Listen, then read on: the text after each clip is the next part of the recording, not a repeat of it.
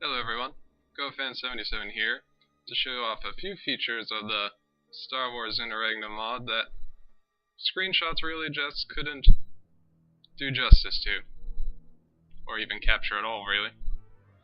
First among them is a feature I only hinted about in the faction guide, which is the Alliance's deep space construction abilities. Basically, they can build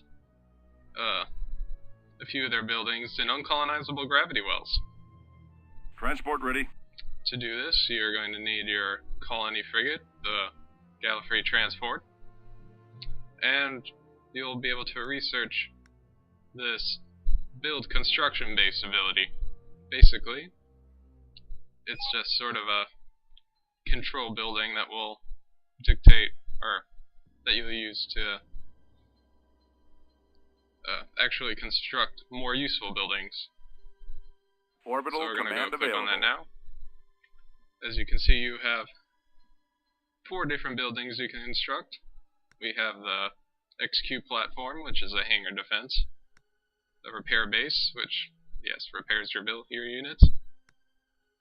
We have a weapons lab, and we have a civic lab. So, a nice mix of both military and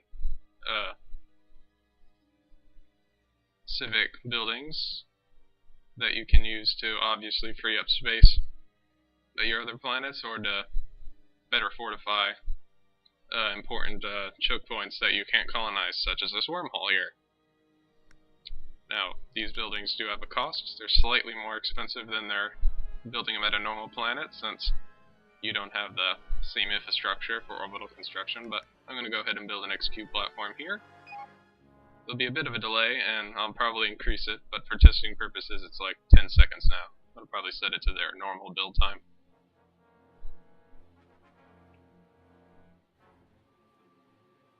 And yep. Sorry the wormhole particle's in the way, but we now have an XQ platform. Station ready. So you can build some fighters, and you have the ability to research some defensive turrets on it. So it would also be your main. You can either, I guess, a starbase you can build here too to actually fight off enemy units entering this Orbital command available. wormhole. And I'm just going to build the other 3 in short succession here. Now, you may have noticed that there is a limit to how many you can build. You can build 4 structures, any of your choice. It could be all XQ platforms, it could be one of each like I've done here. Whatever you want, but then Orbital command the available. abilities of the construction base will be locked out until one of these structures are destroyed. And then you'll be able to free up a slot, build another one. So I guess I could actually just, you know, I don't think I want a military lab, I want 2 civics labs. I'm gonna go scuttle this. Orbital command available. And now the cooldown, of course, is not done, but when it finishes, you can then build a new structure there, and I'm just gonna cheat with the developer exe here and hurry that up. Wrong menu.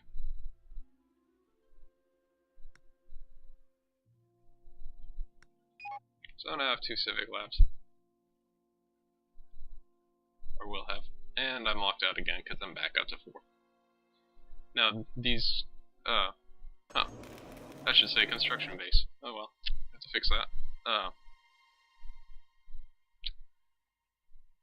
Yeah, you can destroy the construction base, or your enemies can, in which case, you obviously have to build another one if you want to build any additional structures here. Ready to move.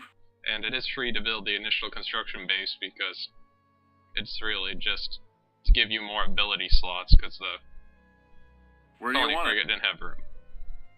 So yeah, I'm really glad that feature turned out. I didn't talk about it too much just because I wasn't honestly sure if it would work nicely, but yeah, I'm pretty happy with how it turned out.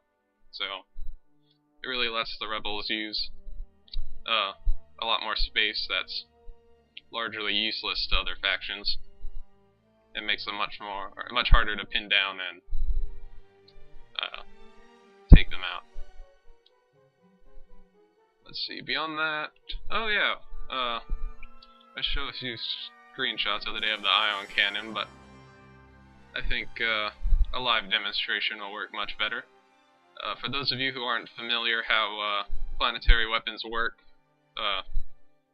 from E4X, basically, you also use the colony frigate Transport to standing construct by. them once you research it.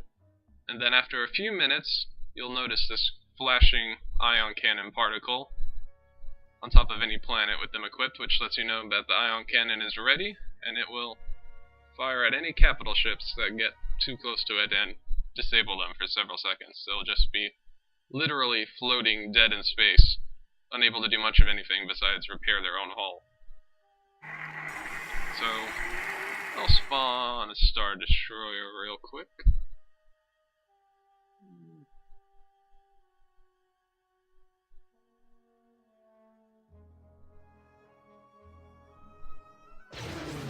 So here's our Star Destroyer.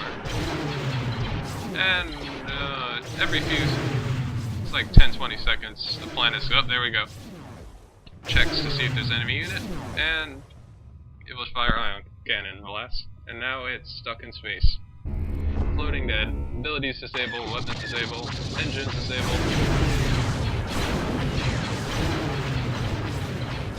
Making it very hard to capital ships to bombard your planet or really do much of anything, because they'll have a few seconds to move and then bam, they're disabled again. Or if there's multiple capital ships, it will pick at random and disable one of them. So your defenses have a much easier time taking out enemy forces.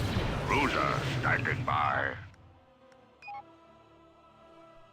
It also does some slight damage to shields, but that's really not its main purpose. It's really just to annoy and stun enemy capital ships.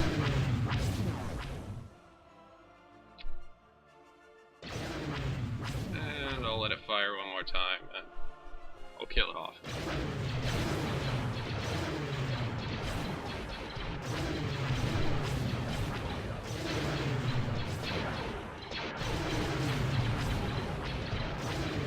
And there it goes.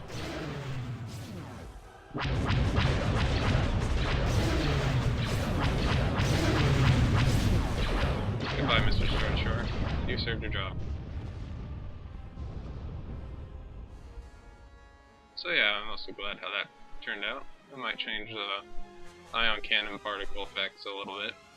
It's kind of tricky because the ion cannon shot in episode 5 fires this sort of red sort of projectiles, and ever since Star Wars has used blue for ion cannons, so I have to decide whether I want to be faithful to the movie or everything else.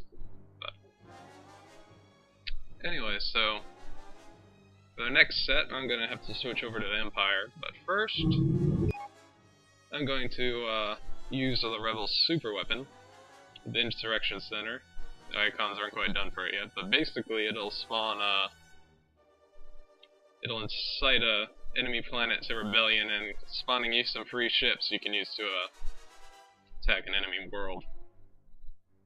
And we have such a world over here, owned by the Rogue Imperials.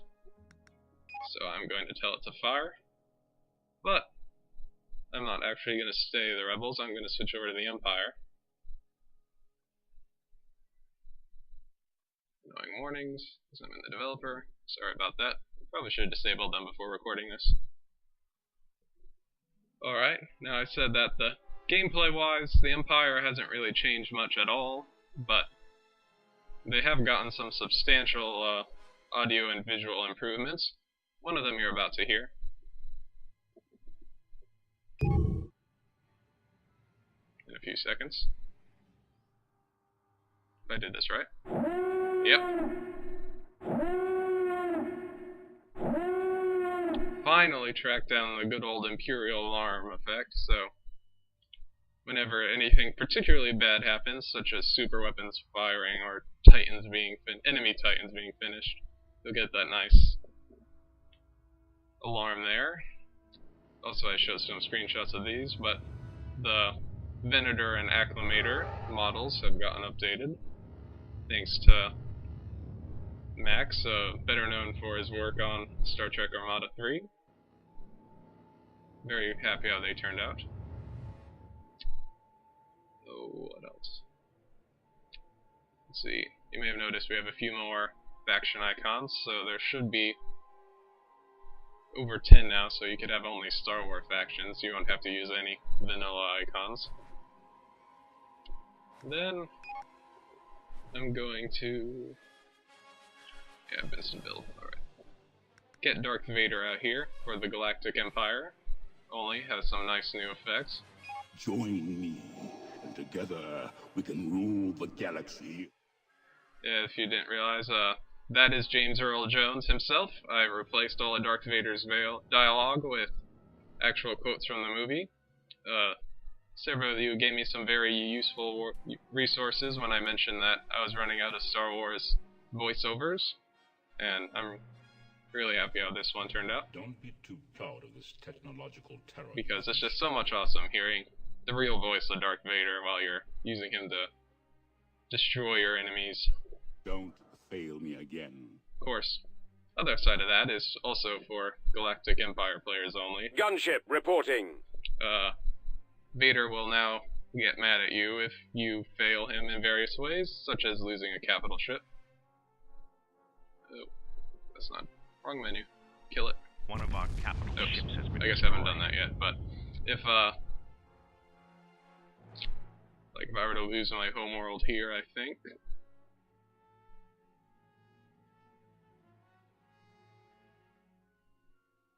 You have failed me for the last time, Admiral. Yep. So, Vader will announce his displeasure with you, and probably won't have much longer to live if you do something like, lose your homeworld, especially if the victory condition is on. Oh, what else? I had something else, I think. Oh yeah, we had the new TIE fighters from Max as well. A new colony has been founded. Surrendering distance. So yeah, also I don't have them in the game here, but a few of the Warlord-specific characters like Isard and Zinj now have much better dialogue since I had more to choose from now and was not scrapping the bottom of the barrel of what I currently had and had to cut things out, and I think they only had 2 different dialogue options for specific things, so yeah, they should go, should seem a lot smoother now. And I think that does it. So yeah, well, I'll be trying to rush the next version up, well, not rush, but get it to you as soon as possible. I'm thinking April is a pretty good bet for the next release, but it's possible if I find a lot more cool stuff I just have to add that might get pushed back, but only because there's just more stuff being added, so it'll be even better for the final release. Thank you for watching. I guess this ran a little bit longer than it should have, but hopefully you found it interesting.